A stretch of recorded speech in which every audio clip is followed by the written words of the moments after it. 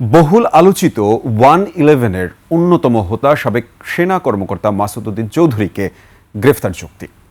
সে সময়ের কুশীলব সহ যুক্তদের বিরুদ্ধে তদন্ত কমিশন গঠন করতে সরকারের প্রতি আহ্বান জানিয়েছেন রাজনৈতিক বিশ্লেষকরা। তারা বলছেন, অন্য মামলা নয়, বরং যে অভিযোগে মাসুদ চৌধুরী অভিযুক্ত তাতেই তার বিচার হওয়া উচিত।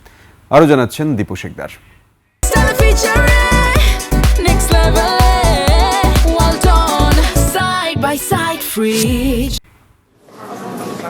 2007 সালের 1/11-র অন্যতম চরিত্র সাবেক লেফটেন্যান্ট জেনারেল মাসুদ উদ্দিন চৌধুরী মানব পাচারের মামলায় এখন রিমান্ডে। 1/11 সময়ে বিতর্কিত কর্মকাণ্ডে অভিযুক্ত সাবেক সেনা কর্মকর্তাকে অন্য মামলায় গ্রেফতার দেখানোয় বিতর্ক সৃষ্টি হওয়ার শঙ্কা থাকে বলে মত এই অপরাধ বিশেষজ্ঞের।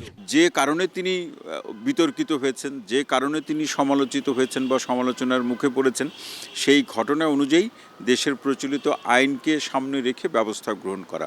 ঢাকা বিশ্ববিদ্যালয়ের এই শিক্ষক ও রাজনৈতিক বিশ্লেষক বলেন, মাসুদ উদ্দিন বাদেও 111-এর সঙ্গে যুক্তদের আইনের আওতায় আনতে হবে। কর্তৃত্ববাদ ফেসিবাদ প্রতিষ্ঠান মূল মাস্টার মাইন্ডে আমি মনে করি শুরুতে আপনি যদি নিতে চান এই মাসুদ উদ্দিন চৌধুরীর নাম আসে। যেইভাবে আপনি ধরেন বেগম খালেদা জিয়ার 2 সন্তানকে নিপীড়ন করা হয়েছে, এইটা একটা মানবিকতার জায়গা থেকে যদি আপনি ভাবেন, মানে একটা নির্মমতা। বিএনপি সরকারের দরকার হলো পুরো 111-এর কাজগুলো যেন স্বচ্ছভাবে রিভিউ হয়, এর জন্য একটা পূর্ণাঙ্গ কমিশন তৈরি করা। তারা দুজনেই অপরাধ বিবেচনায় সে সময়ের বিতর্কিতদের সঠিক কারণে আইনের আওতায় আনার আহ্বান জানান।